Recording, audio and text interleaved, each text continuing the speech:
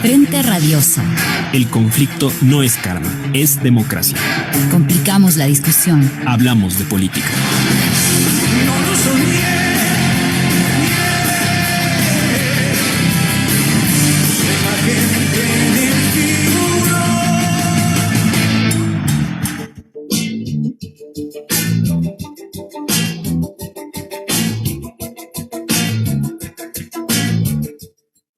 Hola con todas y todos, bienvenidos a Frente Radiosa, un espacio que, como decimos semana tras semana, está comprometido con debatir y agitar la política. Soy Gonzalo Criollo y hoy junto a Isabel Díaz les acompañaré en la conducción. Este lunes 22 de enero de 2024 comenzamos con Frente Radiosa. Hola Isabel. ¿Qué tal, Gonza? ¿Cómo estás? Bienvenidos también nuestros invitados. Aprovecho para recordarles que estamos en vivo a través del dial de Radio Pichincha 95.3 FM y 94.5 para el noroccidente de la provincia, así como también para Santo Domingo y para parte de las provincias de Esmeraldas y Manabí. Así es, esta es una coproducción del Foro de los Comunes y Registro Aurora. Les recordamos que pueden seguirnos en nuestras redes sociales. Ahí subimos constantemente todos los programas anteriores para que los puedan escuchar otra vez en Spotify, en Facebook, en YouTube, en la plataforma que sea de su preferencia. Como no puede ser de otra manera, mandamos también nuestro agradecimiento y saludo a Línea Dura, medio de comunicación digital ubicado en New Jersey, quienes retransmiten este espacio radial para la comunidad migrante en Estados Unidos. Saludamos también a la coordinación técnica desde los estudios centrales y a todo el equipo de producción del programa. Hoy tenemos un interesantísimo panel donde hablaremos precisamente de la coyuntura política del Ecuador y todo lo que está sucediendo en estos momentos. Nos acompañarán Ana Esther Ceseña, Renato Rivera y José Antonio Figueroa, con quienes conversaremos un tema puntual y es, en Ecuador, ¿qué guerra se está dando? Bienvenidas y bienvenidos a Frente Radiosa.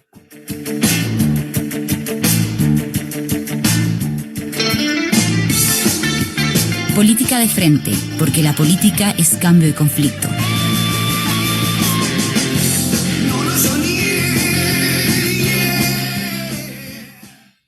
Bueno, y para arrancar la discusión, Renato, bienvenido. Quisiera hacerte esta pregunta que ya planteó Gonzalo de alguna manera. ¿De qué guerra estamos hablando en Ecuador? ¿Cabe enunciarla en estos términos?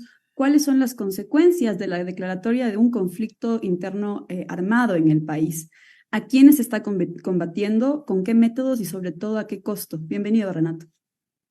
Bueno, muchas gracias por la invitación y muy buenas tardes a todos y todas. El concepto de guerra, y como bien lo planteas, es, en términos simples, es la utilización de las Fuerzas Armadas, las fuerzas militares, para un flagelo interno, para un problema de seguridad interna, como en este caso es el conflicto, el crimen organizado, pero también esta categorización que han dado para que las Fuerzas Armadas puedan actuar de terrorismo, de organizaciones terroristas.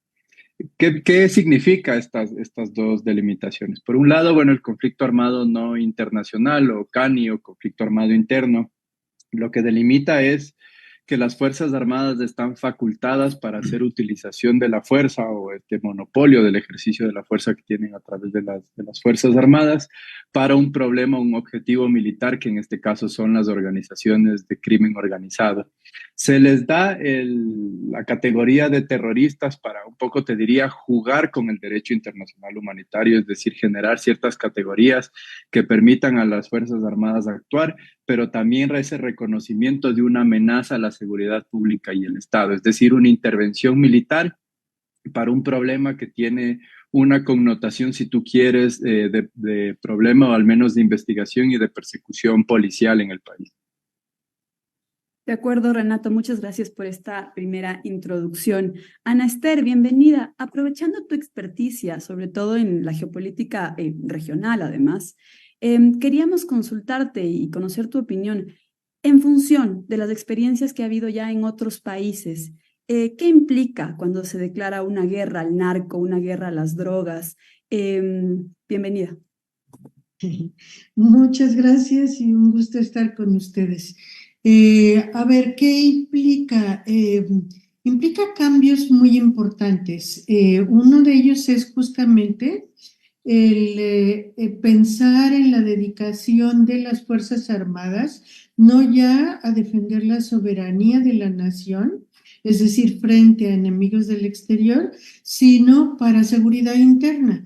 En ese momento, en el momento en que ocurre esto, se empieza a concebir a la sociedad como enemigo, es decir, las Fuerzas Armadas van a estar atentas a cualquier cosa que altere el orden internamente, pero esto quiere decir que aquellos que alteran el orden, pues podrían ser organizaciones armadas, pero pueden ser también organizaciones ambientalistas, organizaciones de otro tipo que creen una situación de aparente conflicto, de inestabilidad, o sea, se justifica la militarización de la política, podríamos decir. Se justifica la militarización de las relaciones sociales internas. Entonces, ese es un cambio que era un caso de guerra interna,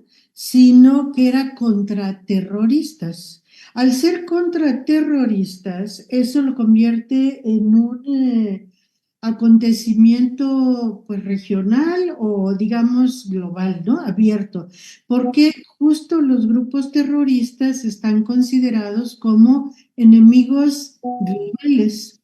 Y por lo tanto, en el momento en que esto ocurre, hay como un permiso, una apertura a la actuación de pues, fuerzas armadas de otras regiones del mundo. En el caso de América Latina, pues siempre, casi siempre, esa historia comienza por las de Estados Unidos.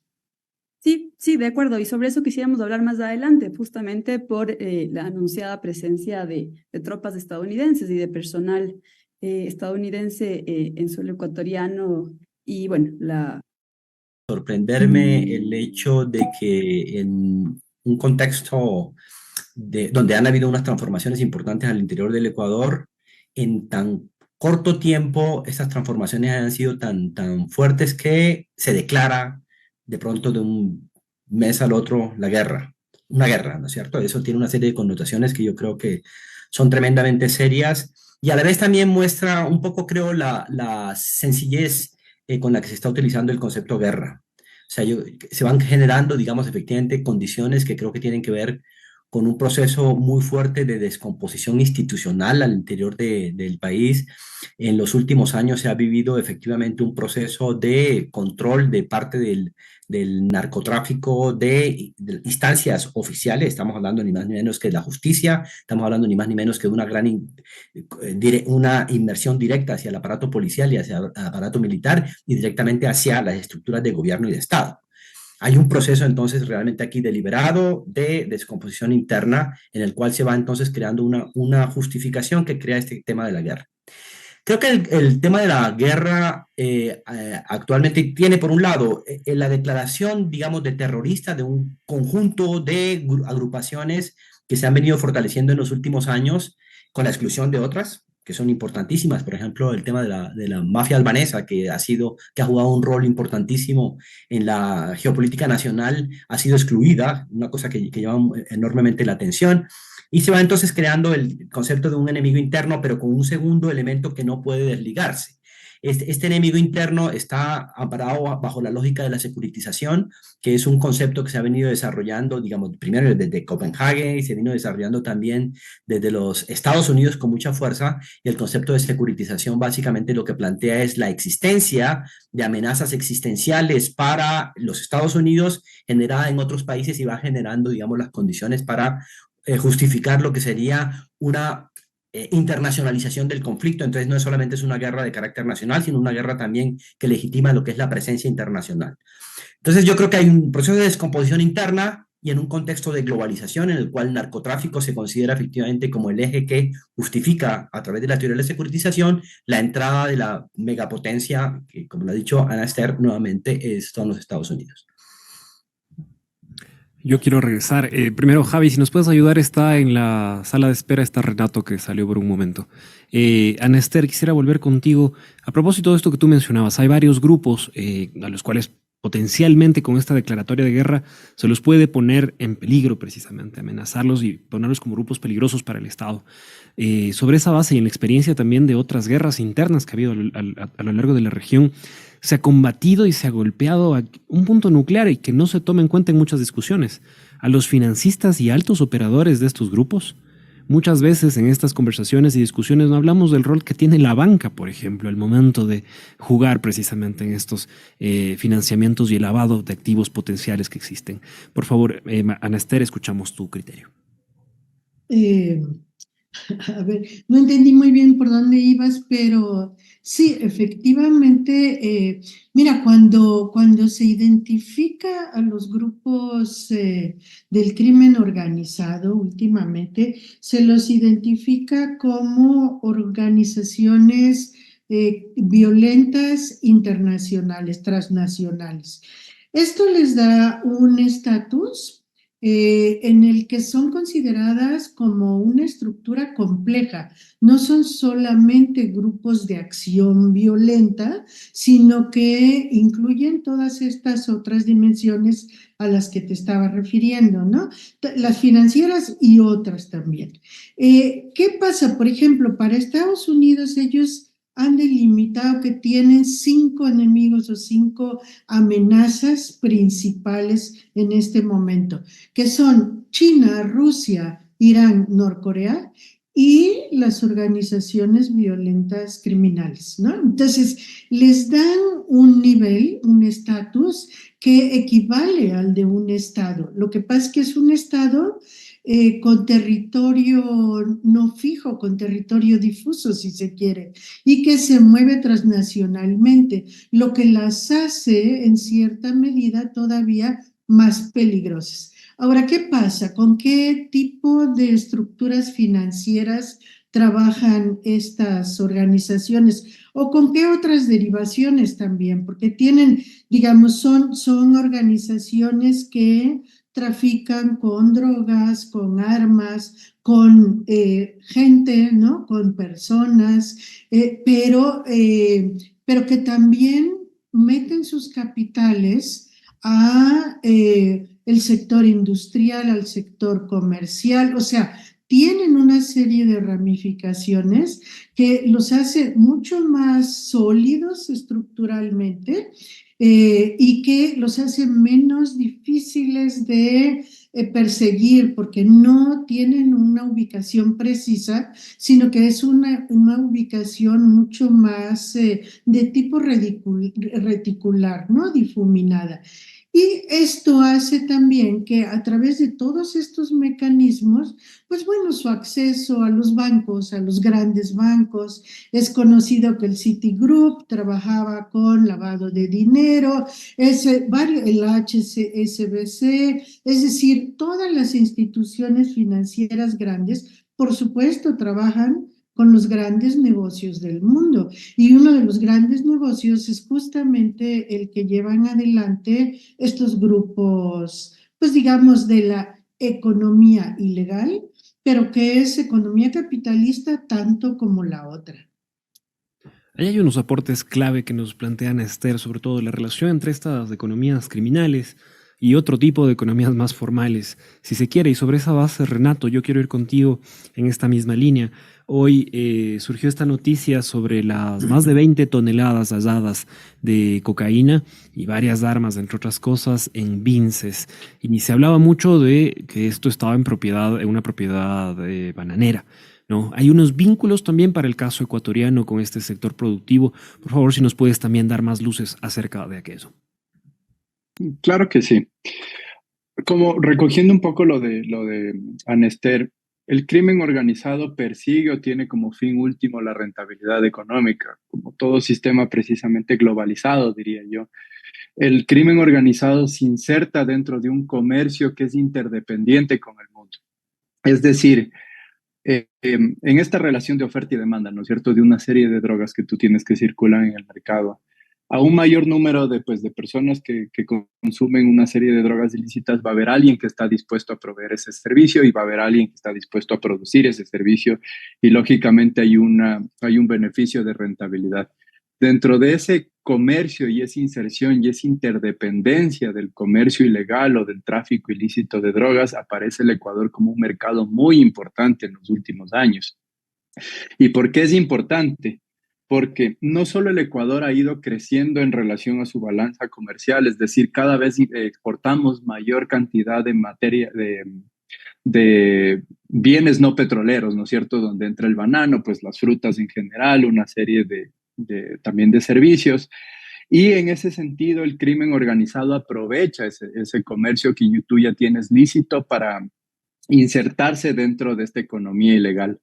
Lamentablemente en el Ecuador lo que ha pasado en los últimos años es un crecimiento por una parte del tráfico de cocaína, mayor producción donde el Ecuador pues se convierte en esta plataforma logística, pero también un mayor número de acuerdos comerciales que no han tenido los controles suficientes para ver esa carga contaminada. El caso específico es la Unión Europea. Se firma un acuerdo multipartes en el 2016. Ese acuerdo multipartes, básicamente lo que se discute en términos del Ecuador es cuánto banano vamos a sacar para el mercado europeo. Me parece que dos o cada 3 bananas de las 10 que se consumen en la Unión Europea son de Ecuador, entonces el mercado del banano es bien importante para el Ecuador. Y en ese mercado del banano aparece pues el tráfico de cocaína. Redes balcánicas han ido encontrando este negocio bien importante de tráfico de cocaína a través del banano en los últimos años. Salió pues varias denuncias en los últimos años sobre vulnerabilidades del sistema, ¿no es cierto?, para asignación de cupos del banano, fallas en los códigos para asignación de bananos, es decir, hay una asignación inadecuada donde no solo no estabas exportando banano con una asignación equivocada, sino que tampoco tenías controles en el tráfico en la comercialización del banano que podía contener droga. Ahí aparecen estas 10 toneladas, es decir, el banano se ha convertido en el producto predilecto para ser contaminado para mercados internacionales, especialmente para el mercado europeo. Y ahí es donde, pues, precisamente se contamina mayor droga. Estamos en un momento en el cual en el mundo existe una crisis de la pasta base de coca. Es decir, se produjo tanta cocaína o tienes tanta base de disponibilidad y a raíz de la pandemia donde no se pudo sacar toda esa cocaína, que lo que se está haciendo ahora es almacenar muchísima de esa cocaína que se está almacenando pues necesita de esos contenedores de banano para salir. Eso es lo que estamos viendo en la actualidad, es decir, una producción masiva con un almacenamiento representativo que utiliza los contenedores de banano para salir a los mercados de consumo. No nos olvidemos que el 80% del comercio mundial se da precisamente por contenedores marítimos y pues el banano ecuatoriano sale especialmente por los contenedores. Entonces, esas es las características que tienen actualmente el Ecuador y su tráfico dentro del contexto del mercado ilícito internacional, en este caso de cocaína. Gracias, estimado Renato. Ahora, querido José Antonio, quisiéramos poner en contexto los 2 bloques iniciales de preguntas, precisamente para analizar que en este marco de declaratoria de guerra, entre comillas, en el Ecuador, ¿a quiénes se está combatiendo o qué perspectivas estamos viendo precisamente en aquello? ¿Es una gran pantomima para golpear a la pobreza aún más o sí estamos viendo algunos resultados con respecto a los grandes capos o, como han explicado claramente Ana Esther y Renato, se ha identificado en la cadena alguna intención de atacar a esa cadena productiva? Sí, a ver, a mí me gustaría primero hacer una breve referencia a, digamos, a estas explicaciones que asocian un poco el tema de la guerra como un pretexto para implementar una lucha contrainsurgente al interior del país. Yo creo en ese caso que esto es relativamente cierto en el sentido en que de pronto no es necesario hacer toda esa parafernalia de la declaración de una guerra para una guerra contrainsurgente, a no ser que ese tema de la guerra contrainsurgente sea proyectado a más largo plazo. Yo creo que ahí es interesante, por ejemplo, pensar el caso de Colombia. En el caso de Colombia, la existencia de un bloque de guerrilleros sirvió realmente de pretexto para la prolongación de la guerra. Incluso los sectores, digamos, más radicalmente vinculados con las estructuras más fascistas al interior de Colombia, se fueron directamente contra los procesos de negociación de paz entre la FARC y el gobierno, porque realmente lo que sucede, y es lo que creo que se está creando en el caso del Ecuador, la guerra se convierte en un factor que produce capital por sí.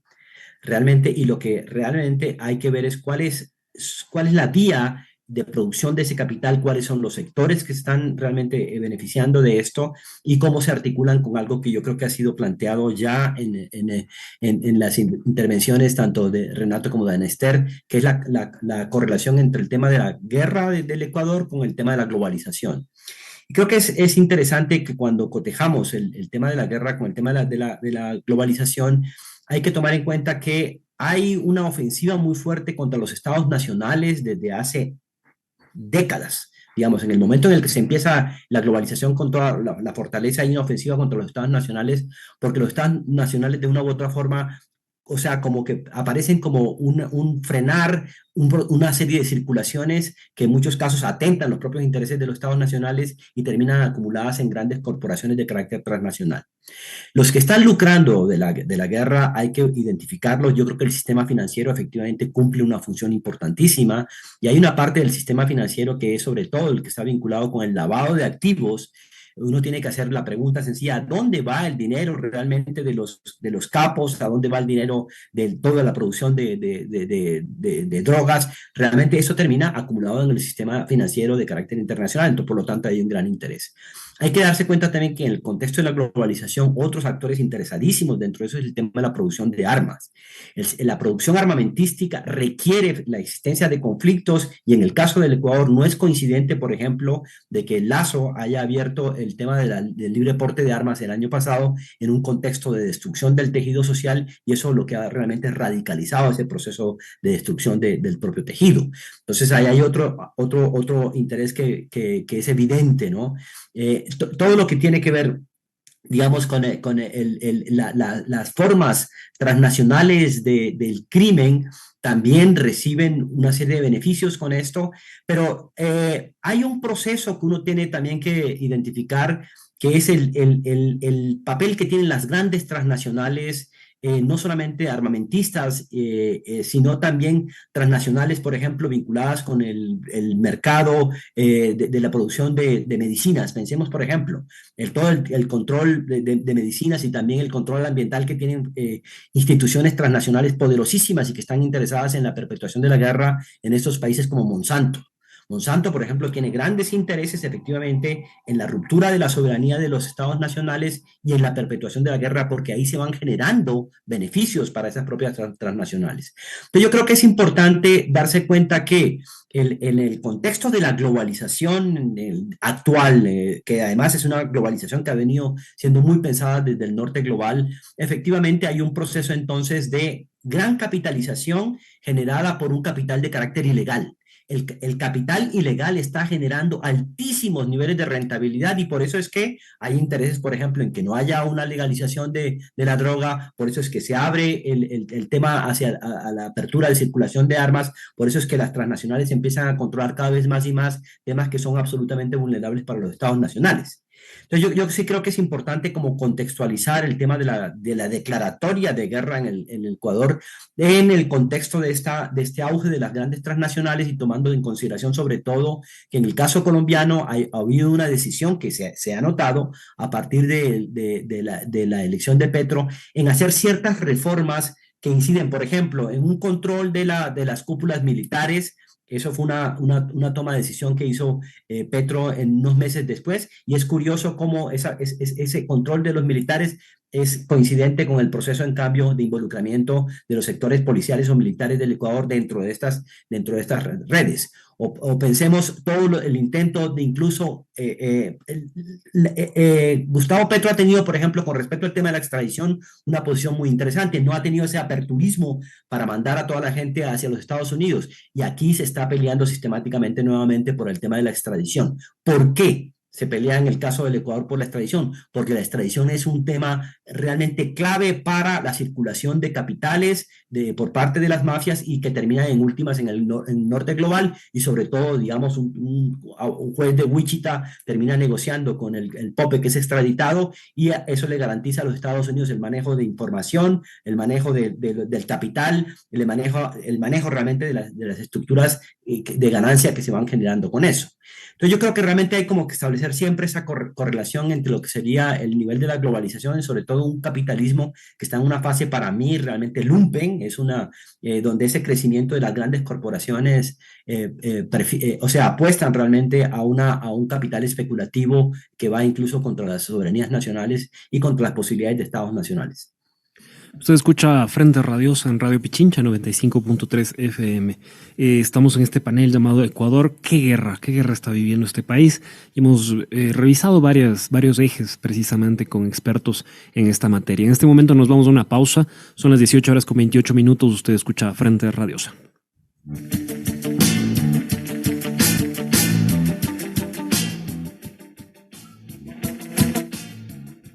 Seguimos con más de Frente Radios. Estamos con Ana Esther Ceseña, Renato Rivero y José Antonio Figueroa preguntándonos sobre qué tipo de guerra se está hablando hoy por hoy en Ecuador. Aprovechando esta línea de análisis que ustedes ya han traído a colación, el tema de la internalización del conflicto, ya en el segmento anterior yo mencionaba este acuerdo que se firmó entre Estados Unidos y Ecuador en octubre del año pasado, que ahora mismo está siendo tratado por la Corte Constitucional, entiendo, en el que, entre otros, se otorga al personal militar estadounidense y contratistas privilegios diplomáticos que van desde la libre circulación territorial, no pago de impuestos, uso del espectro radioeléctrico, jurisdicción penal sobre su personal, entre otros. Entonces, todavía está siendo tratado, pero bueno, el presidente Noboa ya anunció que sería un retroceso el que la Corte no lo apruebe como tal. Pero en su lectura, ¿qué consecuencias en el corto, mediano y sobre todo largo plazo puede traer este acuerdo en caso de aprobarse, Renato? A ver, hay que partir que el contexto actual del Ecuador está, te diría, caracterizado por la ausencia del Estado de Derecho, por una parte, es decir, las instituciones, al menos del sector y de seguridad y justicia, no tienen las capacidades para enfrentar al crimen organizado transnacional. Eso es un hecho. La forma en cómo quizás se lo va a abordar el problema, pues eso genera muchas discusiones paralelas. Por otra parte, al menos cuando hablamos o se entiende mucho el concepto de guerra, y en esto Ana Esther puede estar totalmente de acuerdo conmigo. Desde la perspectiva de geopolítica de crimen organizado, partimos de la importancia del control del territorio como una manifestación de poder de las organizaciones criminales. Y ahí viene este concepto de guerra, es decir, una lógica militar de las organizaciones criminales de despliegue y control del territorio con una respuesta militar también del Ecuador, ¿no es cierto? Entonces, ahí empieza uno a tener ciertas diferenciaciones en cómo empezamos a abordar el conflicto. Volviendo al primer punto sobre lo del Estado de Derecho. La cooperación internacional, pues precisamente en esta lucha contra el crimen organizado o tratar de reducir la criminalidad organizada en tu país en la medida de lo posible, requiere de una serie de actores para que tú logres estos objetivos. Lamentablemente, te diría, el Ecuador no tiene las capacidades, no ha visto un horizonte de cómo afrontar este problema de falta de institucionalidad. Y lo que tenemos es una respuesta, si tú quieres, de carácter populista del gobierno. Por una parte, sacar a las Fuerzas Armadas porque gozan de popularidad, te diría, son la institución de mayor confianza después de la Iglesia, me parece, y la Iglesia Católica en el país. Entonces, es por una parte esa respuesta. Por otro, siempre como regresar a ver al hegemón, ¿no es cierto? Un Estado hegemónico, un Estado líder que te dé esas respuestas contra el crimen organizado. Se ve desde una perspectiva militar porque normalmente esa ha sido la tradición de América Latina. Por un lado, la militarización que viene con la cooperación de Estados Unidos. Aparte de esos acuerdos, también entiendo que hoy en la tarde se discutió también mucho sobre qué tipo de capacitaciones se puede dar, cómo va a ser el entrenamiento a las distintas fuerzas de seguridad del país. cómo va a ser el abordaje con los gobiernos autónomos descentralizados. El fortalecimiento del sistema financiero es fundamental. De hecho, hay muchísimas recomendaciones de 11 recomendaciones de Gafilat que plantean estas vulneraciones del sistema financiero, pero te diría, más allá del componente militar, que sin duda es fundamental, el Estado debe apoyarse en Estados Unidos, especialmente en reforzar el sistema de justicia del Ecuador. A propósito de lavado de activos, ¿no es cierto?, que es un tema fundamental. En Ecuador se emite en promedio una sentencia condenatoria a lavado de activos al año. Una persona de cada 10 tiene sentencia condenatoria por lavado en el país. Solo se le decomisa el 30% de los bienes a quienes están, pues, siendo sentenciados, y de ese 30% solo tienen en promedio una sentencia condenatoria de 5 años, cuando normalmente, ¿no es cierto?, decimos que hay que fortalecer las leyes como una respuesta. El fortalecimiento de leyes no es una respuesta para el contexto de criminalidad que vive el Ecuador, sino cómo las instituciones están haciendo su rol de investigación, de judicialización y de sentencia. Partimos de una perspectiva económica. Y eso, por ejemplo, muchos países, no solo Estados Unidos, sino la Unión Europea, tienen esa orientación hacia la desestructuración del patrimonio ilícito. Entonces, la pregunta es, ¿qué va a hacer el Estado ecuatoriano para apoyarse en la cooperación internacional para lograr esos objetivos? Y más bien te diría, por ahí es muy importante que se haga la discusión sobre qué vamos a pedir en materia de cooperación internacional.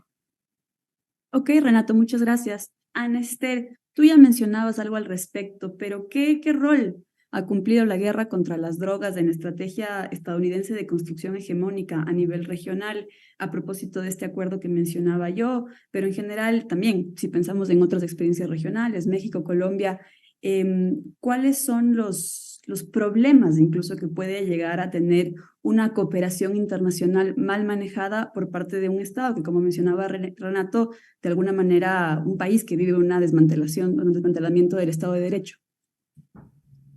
Sí, mira, ahí quizá el ejemplo de México es muy interesante porque acá lo que nos ha ocurrido es que inicia la guerra contra las drogas y inmediatamente el ejército sale a la calle a reprimir. Se supone que a imponer el orden, pero sucede mucho que cuando tú tienes varias organizaciones, pues se están disputando el espacio, la plaza para el comercio tanto de droga como de todos los otros elementos no ilícitos, armas, personas, todo esto que habíamos mencionado. Lo que ocurre es que hay pues equilibrios que se van estableciendo. Nosotros acá teníamos, por supuesto, la preponderancia del cártel de Sinaloa, y luego fueron surgiendo otros que de repente, cuando inicia la guerra contra las drogas, lo que entra a hacer el ejército con todos los asesores norteamericanos, porque ellos son los que diseñaron esta política, entran a cambiar las correlaciones de fuerzas entre las organizaciones criminales, ¿no? Es decir, no es que entran a extraer el fenómeno pues del crimen organizado, sino que al ir modificando estos equilibrios lo que hacen es profundizarlo. Y hoy tenemos, por ejemplo, después de 30 años en México, tenemos un país donde no hay lugar donde no haya violencia, no hay lugar, que era un país bien tranquilo, así como Ecuador, ¿no? Como yo conocí a Ecuador, así era México, y en este momento pues tienes 114,000 desaparecidos, no sé cuántos homicidios dolosos, es decir, tenemos cifras incluso que son superiores a las de la guerra de Siria, que fue una guerra muy sangrienta, ¿no? Entonces son como estas otras guerras, estas guerras indefinidas, estas guerras que lo que hacen es instalar una especie de zonas grises donde no se está en paz, pero tampoco se declara la guerra. Es una guerra contra el narco nada más, no es una guerra del país. Cambia un poco el caso con ahora la manera como Noboa empezó a calificar lo que está ocurriendo en Ecuador, porque él sí está hablando de guerra interna, ¿no?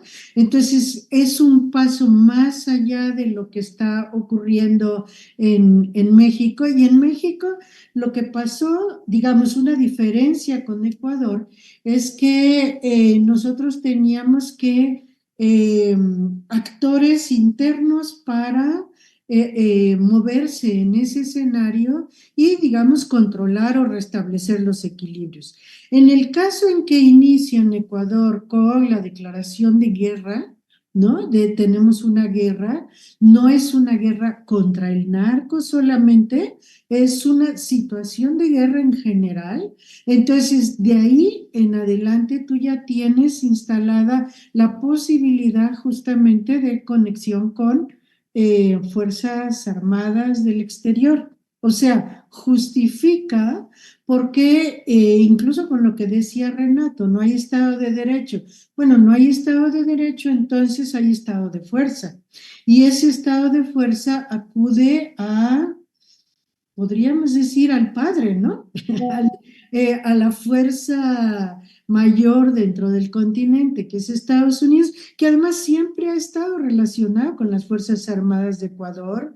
Siempre los ecuatorianos, los efectivos militares ecuatorianos se han ido a capacitar a la Escuela de las Américas. O sea, hay una larga historia de relación, de entrenamiento, de orientación por parte de Estados Unidos, pero además hay que pensar que la guerra que se está haciendo en Ecuador, por un lado, contra organizaciones transnacionales, pero por otro lado, en un escenario mundial en el que tanto los negocios ilícitos como los lícitos se están disputando en todos lados, ¿no? Y entonces, esa competencia mundial tan fuerte que hay, hace que Estados Unidos en este momento tenga la necesidad de reforzar su control continental. Le es indispensable para poder tener una posición no tan frágil frente al resto del mundo, porque se ha fragilizado muchísimo. Entonces, el continente es como su espacio vital y lo tiene que pelear. Y fíjate, con esto termino para dar paso a los demás. Cuando inicia el Plan Colombia, que eso es año 2000, o sea, sí ya pasó tiempo, pero es relativamente reciente. Cuando inicia el Plan Colombia, implicaba Colombia, Ecuador y Perú. O sea, eran los tres países que se querían integrar en esta estrategia de guerra, pero de control territorial. Es que es al mismo tiempo las dos cosas. Y es justamente Ecuador es un punto clave, entre otras cosas por Galápagos, pero también digamos, la tierra continental. Ecuador está en una posición geográfica que es clave para el despliegue hacia la cuenca del Pacífico. Entonces, tú vas a tener mezclados ahí muchos intereses globales de la competencia mundial, de, digamos, las disputas hegemónicas, con también muchas dinámicas locales que se han ido multiplicando en gran medida porque son justo las correas que permiten ir estableciendo el control del territorio. Ok, Anester, muy interesante todos los elementos que traen a colación. Es un tema complejo, pero aprecio esta visión amplia que nos das. Pero incluso así, ¿no? A sabiendas de que ha habido una cooperación, una relación larga entre los militares ecuatorianos, estadounidenses, también entender que el momento actual es un momento de escalamiento, si se quiere, ¿no? Es un nuevo momento de cooperación. Y desde ahí también hacerte la misma pregunta a ti, José Antonio, en tu opinión, ¿qué lecturas puede traer este nuevo momento en la cooperación, si se quiere, en el corto, pero también en el largo plazo? Y quizás también aprovechar tu experticia, tu propia experiencia personal. ¿Qué significó en su momento el Plan Colombia y qué lecciones podemos extraer o derivar de aquello para afrontar lo que se vive hoy por hoy en Ecuador? Sí, Isabel, de hecho yo ahora estoy en una investigación fuerte sobre el tema del Plan Colombia, las implicaciones que tiene para el Ecuador y de hecho también planteando las continuidades que tiene con la coyuntura actual. Y vale la pena tomar en consideración lo siguiente, digamos, lo que está sucediendo en el Ecuador en este momento está claramente articulado con lo que significó en Colombia el tema del Plan Colombia y vale la pena incluso tomar en consideración que desde la implementación del Plan Colombia, como lo ha dicho Ana Esther, no solamente se pensaba el Ecuador y el Perú involucrados dentro de esa estrategia, una estrategia andina, sino que también Ecuador sistemáticamente vino pensando desde el 2000 hasta el 2016 y más adelante cómo hacer su propio plan Colombia a través de los temas del Plan Ecuador. Recordemos incluso que aquí vino Mike Pence, por ejemplo, en el periodo de Lenín Moreno y los norteamericanos en este momento todavía están hablando del Plan Ecuador. Ese es un concepto que está permanentemente ahí. Es importante tomar en cuenta lo siguiente, y esto es un dato que yo creo que ya es importante ponerlo en la esfera pública. Se habla permanentemente de que los Estados Unidos hicieron una inversión de 10.000 millones de dólares en Colombia para el tema de la guerra, pero de lo que no se habla es que Colombia en el tiempo del Plan Colombia gastó 140.000 millones de dólares. Incluso en algún momento eso correspondió al 4% del Producto Interno Bruto, lo cual nos habla de una forma de despojo de los recursos públicos a través del tema del Plan Colombia, que significó no solamente un aumento absolutamente desmesurado de la policía y del ejército, no solamente significó un proceso de securitización de las relaciones nacionales a través, por ejemplo, del tema de la seguridad democrática de Uribe, que fue impuesta de manera violenta al interior del país, sino que significó otra cosa. Además de este despojo de los recursos públicos, en el contexto del Plan Colombia se implementó la gran reforma neoliberal de la desestructuración del Estado y de la compra por parte de las transnacionales de lo que eran los recursos públicos nacionales colombianos. Eso fue un tema que también se dio y es un tema que está directamente vinculado con una nueva forma de injerencia imperial, llamemos a estos países. Un tercer elemento que es bastante complejo, que estuvo directamente vinculado con el tema del Plan Colombia y que forma parte de estas estrategias, es todo el tema del proceso digamos, de profundización de la explotación de los recursos naturales, que fue un tema que también se dio inmediatamente, se dio el Plan Colombia, aparece el tema, la profundización de la minería, legal e ilegal, se profundiza la extracción de recursos claves para para el capitalismo central, y eso fue todo un proceso también de despojo de bienes desde un punto de vista legal. Y lo más complejo también aquí, siguiendo en esa onda, es que en esos 15, 16 años, y de hecho durante Iván Duque también el Plan Colombia se intentaba permanecer, durante ese periodo, de esos 16, 17, 18 años, hubo también una profundización del mercado ilegal. Por lo tanto, no hubo un éxito con respecto al tema de la guerra contra la cocaína, no hubo un éxito. Por ahí parece que hubo un poco de éxito en la guerra contra el opio, porque efectivamente parece que habían también más conveniencias de que se siguiera con la producción del opio en Afganistán. Y realmente lo que nos encontramos es que en el largo dato, incluso se llegó a duplicar la producción de coca al interior de Colombia, lo que nos sigue hablando entonces de que hubo también un proceso de despojo también de carácter ilegal. Entonces, a mí me parece que el Plan Colombia es un referente que hay que tomar en cuenta de manera muy clara desde el Ecuador, porque es decir, hay muchas similitudes en el proyecto que está intentando colocarse acá y en el tipo de solución cuando se habla del Ecuador inmerso en una guerra que está efectivamente liderada desde los Estados Unidos y que está dentro del concepto de la securitización, que sería esta amenaza existencial que los Estados Unidos tiene cuando se habla entonces de un país productor o un país que está produciendo bandas y que se está convirtiendo en el principal exportador de lo que sería un recurso que se supone que afectaría al mercado interno, pero lo curioso es que ese mercado interno no para en Estados Unidos, no solamente que no para, sino que se diversifica. O sea, el caso del fentanilo es un tema absolutamente vergonzoso lo que está sucediendo al interior de los Estados Unidos y en realidad da la impresión de que no para el flujo de recursos, sino que esos recursos terminan o bien en el sistema financiero o realmente hay un proceso selectivo de detener la producción de coca, pero dejar también que entre la cocaína en grandes cantidades al mercado norteamericano, donde efectivamente sigue siendo un producto fácilmente adquirible y realmente donde se encuentra en todos lados, en todas las calles de los Estados Unidos. Entonces, ahí me parece que una evaluación del Plan Colombia es realmente una tarea que hay que hacer. Estoy abocado en este momento efectivamente hacia eso, porque me parece que es un escenario que se está intentando reconstruir en el caso del Ecuador, que es una forma de despojo, porque significa que el Ecuador tendrá que empezar a hacer inversiones millonarias realmente para el tema de las armas, significa que tendrá que hacer inversiones millonarias para el tema de la guerra, inversiones millonarias para el tema de la seguridad, pero realmente sin ninguna garantía nacional.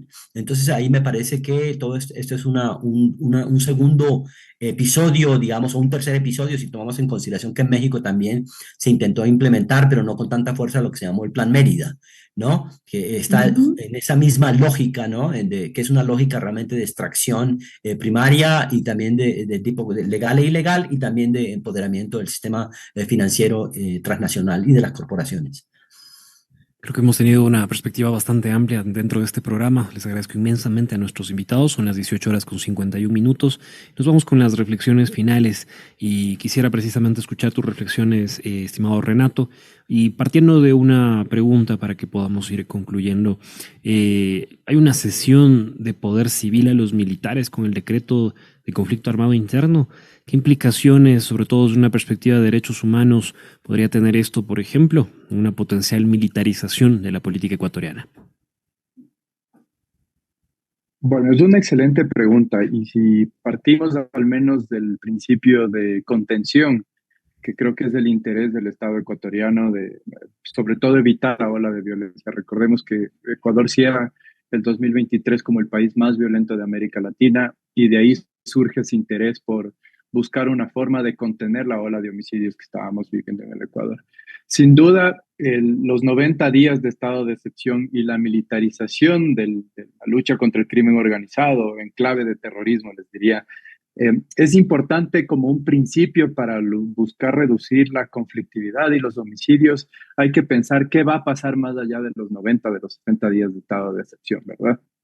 Por una parte, puede haber vulneraciones o violaciones a los derechos humanos en la medida que el sistema de justicia, por eso hago mucha atención a las instituciones, siga funcionando de la misma manera.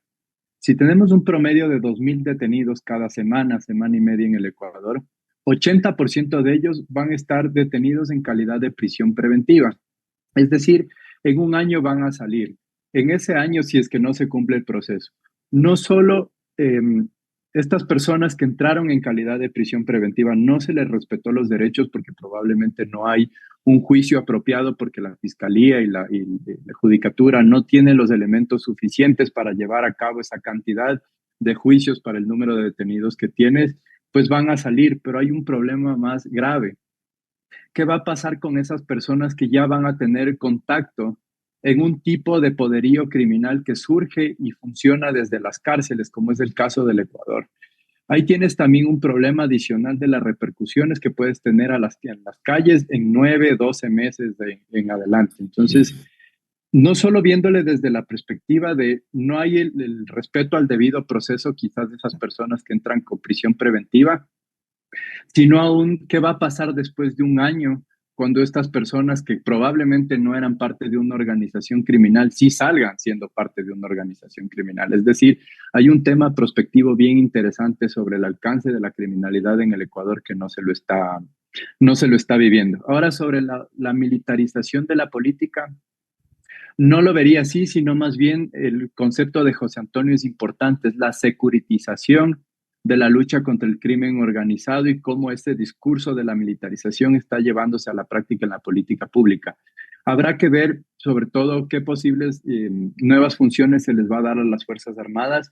Yo creería que no va a avanzar mucho en la medida de lo posible de que vuelvan a tener, por ejemplo, el poder que tenían cuando existía el COSENA.